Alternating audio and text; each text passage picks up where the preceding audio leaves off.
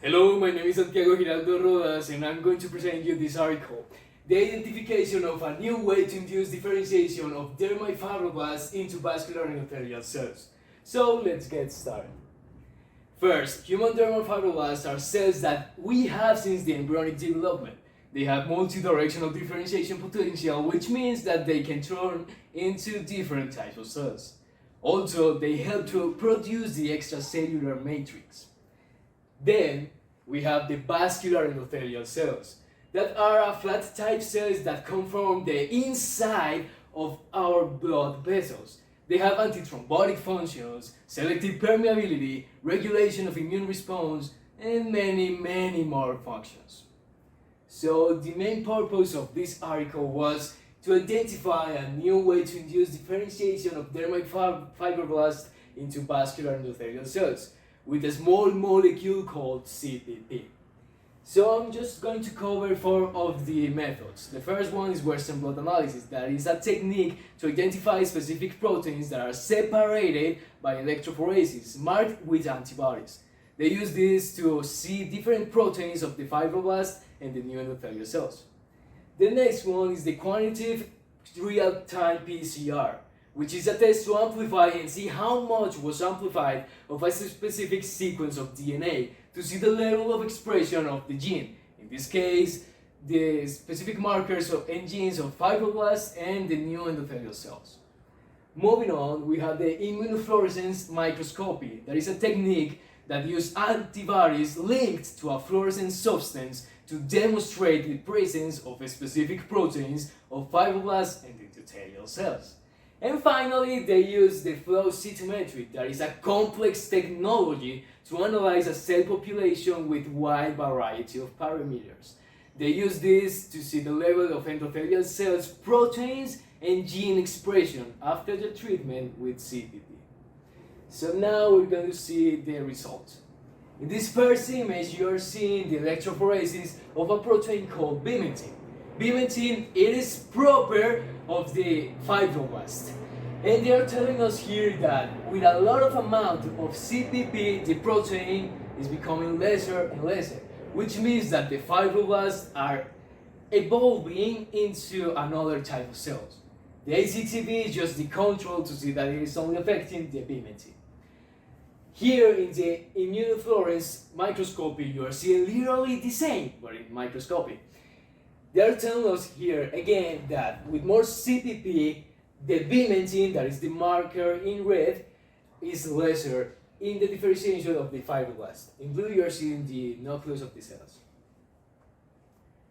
The next one, we have 3 more results. Again, an electrophoresis, but this time of the CD133, that is a marker proper of the vascular endothelial cells. This means that with a lot of amount of CPP, the CD133 is becoming more prominent, which means that the fibroblasts are becoming probably vascular endothelial cells. Again, the ACTV is just the control. Here in the immunofluorescence microscopy, you are seeing the same. In blue, the nucleus, in red, the CD133, and you can see that with a lot of amount of CPP, the small molecule, the fibroblasts, now endothelial cells, have more of the CD133 marker. Finally, we have the results of the cytometry, the flow cytometry, which is telling us that, first, the amount of population of the cells that have a lot of the vascular endothelial cells proteins is becoming higher with the CPP treatment. And below you can see the same, but instead of proteins, the gene expression proper of the vascular endothelial cells. Now, the discussion. We have 3 authors that agreed or disagreed with the authors of the original article. They all agreed. So the first one, Lee, they are telling us that the VEGF signaling pathways plays a regulatory role in the differentiation of endothelial progenitor cells into endothelial cells. They agree with that, they experimented that in the article, they said, yes, that's true. The second one, Kempt, said literally the same, but instead of the the VEGF signaling pathway with the PDGF signaling pathway. Again, they agreed. It is literally the same.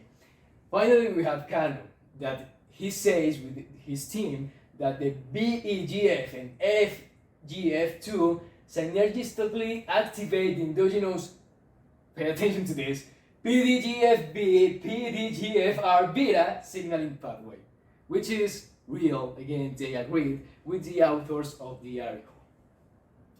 So finally, the conclusions.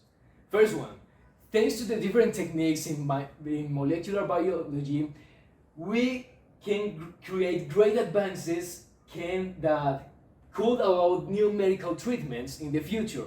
In this case, an alternative to repair damaged blood vessels to prevent ischemic processes, like they demonstrated in the article. Finally, the understanding of molecular processes in cells allows scientific progress to propose new ideas for medical innovation in different fields, such as cell therapy in tissue recovery, cancer prevention, treatments for chronic diseases, etc., etc. So that's the article, hope you like it, and thanks for watching.